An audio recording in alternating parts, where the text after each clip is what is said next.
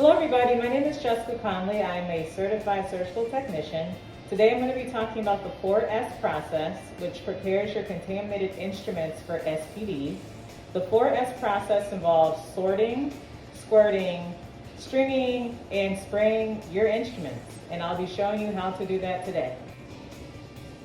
So the first step in the 4S process is to sort your instruments, which includes removing your sharps from your instruments. I'm going to remove my 15 blade here and put that into my sharps container. I'm going to remove my 10 blade here and put that into my sharps container. I'm also going to open and unclamp any instruments that I have here and place this into my basin filled with water. Part of the sorting process is also separating your peel pack items. For instance, this Alice and this 1 forceps here. I'm going to go ahead and place this into a kidney basin. You can also put this on a towel. You can also put this in the original packaging and place the item inside to be sent to SPD. For my camera and light cord, I'm going to go ahead and recoil gently, making sure that it's nice and loose when it goes into the tray. You don't want to tighten the cords here because that could damage the light cord and the camera. The next step in sorting is to remove your paper from your instruments.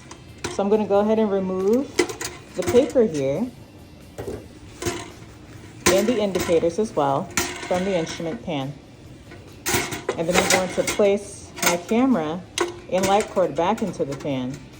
Unfortunately, this camera needs to be repaired, so I did put a repair tag on it to be sent out, so SPD knows that this is a repair instrument here. Part of the sorting process also includes removing and disassembling your instruments. So for instance, I have this camera here. I'm going to go ahead and disassemble it.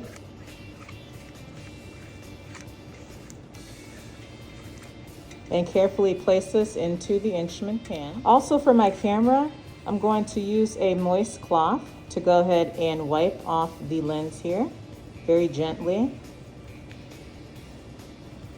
and place that back into the tray. For scopes such as the Stryker laparoscope here, I'm going to go ahead and remove the light adapter, place that into the tray, and also properly put my scope into my tray so it doesn't get damaged. And do the same with the other.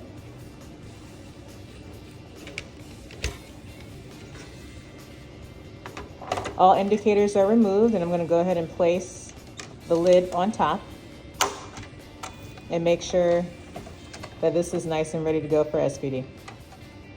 For any rigid lenses, you can also wipe with a damp cloth. And for any flexible and rigid ureteroscopes and cystoscopes, you can go ahead and wipe with a mild neutral pH enzymatic cleaning solution. For your robotic instruments, you also need to make sure that there's no red dot right here. As you can see, these dots are white, which means these instruments can still be used. If these dots were red, that means that the instrument is expired and can no longer be in use. We're also going to take these soap caps, which are found in SPD, and this is going to go on the tip of your robotic instrument. All you have to do is poke a hole through your soap cap, push the instrument all the way through, and this is good to go for SPD. Next, I'm going to do the same thing with this instrument. You go ahead and poke a hole, push it all the way through. The purpose of the soap cap is to help remove any bioburden, any char from tissue, and any blood that is stuck on the tip of your instrument. It soaks while it's on its way down to SPD, so it's easier for SPD to clean and sterilize. For laparoscopic instruments, we put our soap caps on the tips. The next step in the 4S process is squirt. I'm going to use this empty syringe here and fill this up with sterile water. You don't want to use any saline because that can damage the instruments and can cause erosion. I'm going to take one of my Fraser tips here, and I'm going to go ahead and attach that to the lumen. Push the sterile water through the lumen here. As you can see, it's nice and clear. I'll go ahead and do that one more time. I think it's always best to flush at least twice or 3 times. 20 cc. And you're gonna go ahead and put that through the flushing ports here, through each port. So Dominique is gonna go ahead and connect that to that and flush it with sterile water, and then do the other hole. And that is how you flush and sort your robotic instrument. The reason why we flush our robotic instruments is so that the water can push out any tissue, any residue, any blood out through your robotic arm and out of these mechanisms you see right here. The next step in the 4S process is to restring your instruments unclamped.